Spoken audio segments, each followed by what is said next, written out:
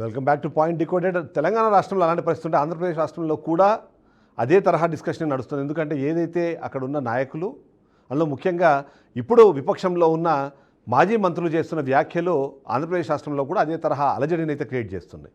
ఆ అలజడికి అవనిగడ్డ అన్నది వాళ్ళ కేంద్రంగా మారింది. ఎందుకంటే మనం చూస్తున్నాము గత కొంతకాలంగా వైఎస్ఆర్సీపీ విస్తృత స్థాయి సమావేశాలు పెట్టుకుంటుంది. కార్యకర్తలను ఉత్తేజపరిచేందుకు, వాళ్ళల్లో ఉత్తేజాన్ని నింపేందుకు ఒక కార్యక్రమాలు చేపడుతున్నారు. అందులో భాగంగా ఈ మధ్యకాలంలో గుడివాడ కానివ్వండి, అవనిగడ్డ కానివ్వండి, ఈ ప్రాంతాల్లో జరిగిన ఆ ప్రోగ్రామ్స్లో పేర్ని నాని మాట్లాడిన మాటలు అన్నవి ఇవాళ ఈ వివాదానికి కేంద్ర బిందువుగా మారుతుంది. ఒకసారి ఆ పాయింట్ని కూడా డీకోడ్ చేసే ప్రయత్నం చేద్దాం. విపక్షంలో ఉన్న వైఎస్ఆర్సీపీ ఓవైపు కార్యకర్తలను సమాయత్తం చేస్తూనే, మరోవైపు టీడీపీ పార్టీకి కానివ్వండి, కూటమి ప్రభుత్వానికి కానీ భయపడాల్సిన అవసరం లేదు అనే విషయాన్ని చెప్పే ప్రయత్నం చేస్తున్నారు. ఓవైపు రెడ్ బుక్ పాలన సాగుతోంది. ఆ రెడ్ బుక్ గాన్ని ఒక రాజ్యాంగంగా మార్చి ఆంధ్రప్రదేశ్ రాష్ట్రంలో పాలన సాగిస్తున్నారు అనే విధంగా విమర్శలు గుప్పిస్తూనే, అక్కడ కార్యకర్తలు కానివ్వండి, నాయకుడు కానివ్వండి పడుతున్న కష్టాలకు సంబంధించి మాట్లాడుతూనే మరోవైపు అదే తరహా డిస్కషన్ చేయడం అనేది ఏమాత్రం కరెక్ట్ అన్నది ఇప్పుడు ప్రతి ఒక్కరూ మాట్లాడుకుంటున్నారు. ఒకసారి దానికి సంబంధించిన పాయింట్స్ డీకోడ్ చేసే ప్రయత్నం చేద్దాం.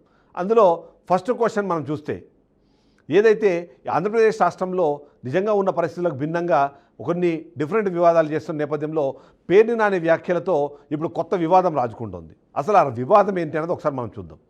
ఓవైపు రెడ్ బుక్ రాజ్యాంగం పేరుతో వైసీపీకి సంబంధించిన కార్యకర్తలు, నాయకుల మీద కేసులు పెట్టి వాళ్ళందరినీ రిమాండ్కు పంపించి వాళ్ళని ఇబ్బంది పెడుతున్నారు అన్నది వైసీపీ పార్టీ చేస్తుంది. వైసీపీ పార్టీ చేస్తున్న ఈ విమర్శలకు తోడు అలాంటి వాటిని ఎదుర్కొనేందుకు కార్యకర్తలు కూడా సమాయత్తం చేస్తూ అవసరమైతే మేము కూడా జైలుకు వెళ్తాము అనే విధంగా, జైలుకు వెళ్ళినా భయపడాల్సిన అవసరం లేదనే విధంగా మాట్లాడే ప్రయత్నం చేస్తున్నారు. అలాంటి సందర్భంలో పేర్ని నాని చేసిన వ్యాఖ్యలు ఇవాళ కొత్త వివాదానికి తావదీస్తున్నాయి.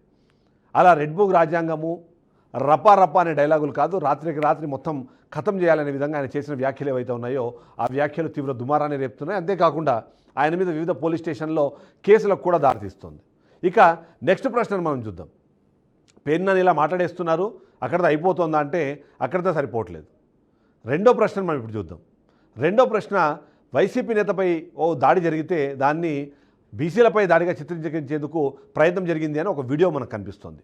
ఆ వీడియోలో ఆయన మాట్లాడుతూ ఏదైతే ఉపాల హారిక మీద జరిగిన కేసు ఏదైతే దాడి ఉందో ఆ దాడిని బీసీ సమాజం మీద జరిగిన దాడిగా చిత్రీకరించండి, అవసరమైతే లీడర్తో దాని గురించి మాట్లాడితే రాష్ట్ర వ్యాప్తంగా దాని మీద ఒక ఉద్యమంగా మార్చే ప్రయత్నం చేద్దాము అన్నది ఆయన చేసిన ఒక వీడియోగా మనకి కనిపించింది. సో ఆ వీడియో ప్రకారం చూస్తే మాత్రం వైసీపీ నేతపై జరిగిన దాడిని మొత్తం బీసీ సమాజం పైన జరిగిన దాడిగా చిత్రీకరించి తద్వారా రాజకీయంగా దాన్ని లబ్ధి పొందాము అనే ప్రయత్నం చేసినట్టుగా ఆ వీడియో అయితే మనకు కనిపిస్తుంది.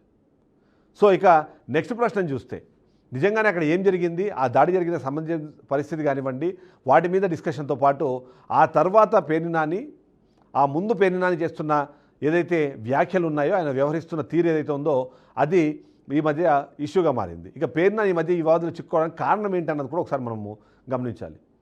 ఖచ్చితంగా చూస్తే గత ప్రభుత్వ హయాంలో 2.5 ఏళ్ల పాటు ఆయన మంత్రిగా ఉన్నారు, కాపు సామాజిక వర్గానికి సంబంధించిన నేత. మనం చూస్తూ వచ్చాము, గత ప్రభుత్వ హయాంలో పవన్ కళ్యాణ్ మీద ఎవరైనా మాట్లాడాలి అంటే అది మొదటి ప్రాధాన్యతలో పేర్ని నాని ఉండేవాళ్ళు. ఆయన బయటకు వచ్చి విషయాన్ని మాట్లాడేవాళ్ళు. ఆ మాట్లాడే క్రమంలో కూడా ఒక వ్యంగ్యము, ఒక ఎక్స్ప్లెనేటరీ స్టైల్ ఏదైతే ఉందో అది చాలామందికి నచ్చేది అన్నది కూడా ఓ విశ్లేషణ వినిపిస్తుంది. అందులో భాగంగానే పేర్ని నానికి ఎక్కువ అప్పుడు ప్రియారిటీ దక్కేది అన్నది మనకు తెలుసు.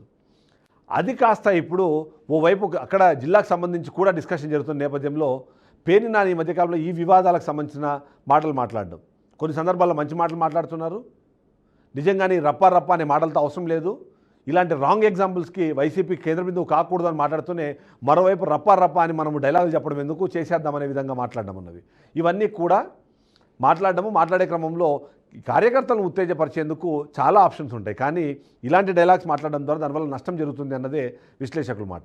ఇక పేర్ని నాని చేస్తున్న ఇలాంటి వ్యవహారం కానివ్వండి, ఇలాంటి వ్యాఖ్యలు కానివ్వండి, ఎందుకు కారణము, దీని వెనకాల అసలు ముఖ్య ఉద్దేశం ఏంటన్నది మనం ఒకసారి నెక్స్ట్ ప్రశ్నగా మనం ఒకవేళ చూస్తే ఇక్కడ అర్థమవుతోంది. మాత్రం కూటమి ప్రభుత్వం అవ్వగానే ఏడాది సమయం కూడా దాటి ఇప్పుడు 13 నెలలు ఉంది. ఈ స్థాయిలో విమర్శలు నిజంగానే అవసరమా అన్నది ఓవైపు ప్రశ్న వినిపిస్తోంది. ఓవైపు కూటమి ప్రభుత్వానికి సంబంధించిన పాలనా విభాగానికి సంబంధించిన విమర్శలు చేస్తూనే ఇలాంటి విమర్శలు చేయడము, రప్ప లాంటి డైలాగులు అవి ఎవరో ప్రారంభిస్తే దాన్ని పూర్తి స్థాయిలో వైసీపీకి అనుకూలంగా మార్చుకునే ప్రయత్నం జరుగుతోందన్న అనుమానం కూడా చాలామంది ఉన్న నేపథ్యంలో కూటమి ప్రభుత్వంలో ప్రభుత్వంపై ఏడాది కాలం దాటి ఒక 1 మంత్ అయిన నేపథ్యంలో ఈ స్థాయిలో అవసరం లేదు, కనీసము 2 సంవత్సరాల పాటు అయినా దీని మీద ఆగాల్సింది అన్నది ఓవైపు మాట్లాడుతున్నారు. సో వీటి మొత్తాన్ని ఒకసారి మనం చూద్దాం. ఈ జిల్లా రాజకీయాలను ప్రమాదం చేయడానికే పేర్ని నాని ఏమైనా ప్రయత్నిస్తున్నారన్నది ఒక ప్రశ్న. ఎస్, ఖచ్చితంగా మనం చూస్తే ఉమ్మడి కృష్ణా జిల్లాకు సంబంధించి చూసినప్పుడు కీలకమైన నాయకుల్లో వల్లంనేని వంశీ, కొడాలి నాని, పేర్ని నాని ఈ పేర్లు మనకి ప్రముఖంగా వినిపిస్తుంటాయి. అంతేకాకుండా పేర్ని నాని ఏదైతే ఏ నియోజకవర్గానికి అయితే ప్రాతినిధ్యం వస్తున్నారో అక్కడి నుంచి కొల్లు రవీంద్ర అని చెప్పి ఒక మంత్రి కూడా ఉన్నారు.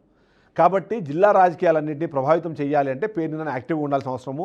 వైపు వల్లంనేని వంశీ చాలా కాలం పాటు జైల్లో ఉన్నారు, బయటకు వచ్చారు, ఆయన ఇంకా పూర్తి స్థాయిలో యాక్టివ్ కాలేదు.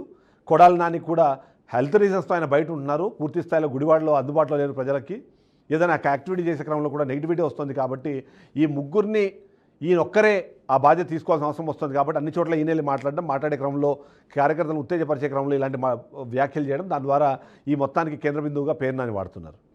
ఆయన ఒక విఘ్నత గల మంత్రిగా, అంతకుముందు ఐఎన్పిఆర్ కూడా దాన్ని చూశారు. కాబట్టి మొత్తం ప్రభుత్వం తీసుకున్న నిర్ణయాలన్నింటినీ ప్రజలకు ఎక్స్ప్లెయిన్ చేయడంలో ఆయన దిట్ట.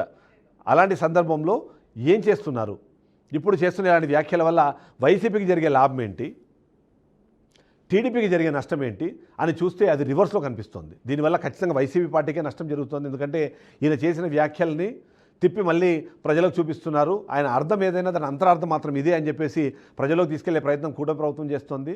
ఆయన మీద కేసులు అవుతున్నాయి. ప్రజలు పూర్తి స్థాయిలో నిజంగానే అంత అసంతృప్తి వచ్చిందా, అంత వ్యతిరేకత వచ్చిందా అంటే అది వచ్చిందో రాదో తెలియకముందే దాన్ని ఈయననే అన్వయించుకొని చెప్పే ప్రయత్నం చేస్తున్నారన్నది ఒక విమర్శ అయితే మనకు వినిపిస్తోంది. ఇవేవీ సరిపోవు అన్నట్టు ఇలాంటి వ్యాఖ్యల ద్వారా కూటమికి మంచి జరుగుతుంది. ఎందుకంటే ఇలాంటి వ్యాఖ్యలు ఓవైపు ప్రజాపాలనను ఇబ్బంది పెడుతుందన్నది ఒకటి, తర్వాత ప్రజల్లో ఉన్న అసంతృప్తో లేకపోతే వ్యతిరేకత లేని దాన్ని వీళ్ళు ప్రజెంట్ చేసే ప్రయత్నం చేస్తున్నారన్నది ప్రజల్లో తీసుకెళ్లే ప్రయత్నం చేస్తున్నారు.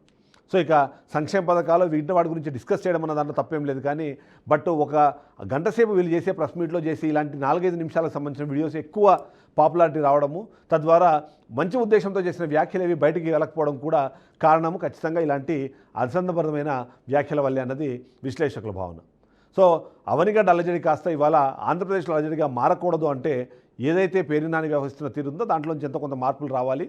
అంతేకాకుండా పార్టీలను విమర్శించడంతో పాటు పత్రికలను అలాగే ఛానల్స్ను విమర్శించే క్రమంలో సంబంధం లేని ఛానల్స్, బీఆర్కే లాంటి ఛానల్స్ని కూడా సంబంధం లేని ఛానల్స్ని కూడా వాటితో కలిపి చెప్పడం అన్నది ఖచ్చితంగా ఖండించాల్సిన విషయం. ఎందుకంటే బీఆర్కే న్యూస్ డే 1 నుంచి కూడా చాలా క్లియర్గా ప్రజల పక్షాన నిలబడుతోంది, అది ప్రభుత్వ పక్షాన కాదు. జరిగే మంచైనా చెడైనా ప్రజల కోణంలో చూసి మాత్రమే వాటిని ప్రజెంట్ చేస్తుంది.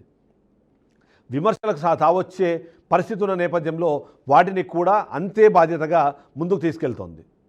ఇప్పుడు ప్రభుత్వం కానివ్వండి, గత ప్రభుత్వ హయాంలో కానివ్వండి, జరిగిన స్కీములు లేదా అప్పుడు జరిగిన అవకతవకలు అవినీతికి సంబంధించిన ప్రతి విషయాన్ని కూడా ప్రజల ముందు ఉంచుతోంది. నిర్ణయం తీసుకునే ప్రజలైనప్పుడు వాళ్ళ ముందు ఉంచుతోంది తప్ప ఎవరికి బాగా ఊదడం కానివ్వండి, ఏ పార్టీకి కొమ్ము కాయడం కానివ్వండి, ఏ ప్రజాప్రతినిధికి సపోర్ట్గా నిలవడం కానీ చేయట్లేదు అన్న విషయం పేర్ని నాని గారు గుర్తుపెట్టుకోవాలని మరొకసారి మేము చెప్తున్నాం. అంతేకాని మీరు కేవలం ఒక సామాజిక వర్గాల కోణంతో చూస్తూ మీరు అన్ని ఏవైతే ఛాన్స్ ఉన్నాయో వాటన్నింటినీ ఒకే విధంగా గాడిన కట్టడం మాత్రం కరెక్ట్ పది కాదన్నది ఆయనకు చెప్తూనే మరోసారి ఆయన విఘ్నతకు వదిలేస్తూ నిజాలు తెలుసుకోండి. ఇవాళ తెలుగు మీడియాలో ఏ ఛానల్ నిజాన్ని నిజంగా చూపిస్తోంది, అవినీతి జరిగితే ప్రశ్నిస్తోంది, అవకతవకలు ఆపే ప్రయత్నం చేస్తోంది, అది ప్రభుత్వంలో జరిగిన ప్రతి చిన్నదాన్ని కూడా విశ్లేషించే ప్రయత్నం చేస్తోందో తెలుసుకోవాల్సిన అవసరము పేర్ని నానికి ఉందని మనం ఇక్కడ చెప్దాం. సో ఓవరాల్గా చూస్తే ఇది ఇవాళ పాయింట్ డీకోడెడ్. రేపటి పాయింట్ డీకోడెడ్తో మళ్ళీ కలుద్దాం. స్టేట్ టు బీఆర్కే న్యూస్, తెలుగుడి సత్తా.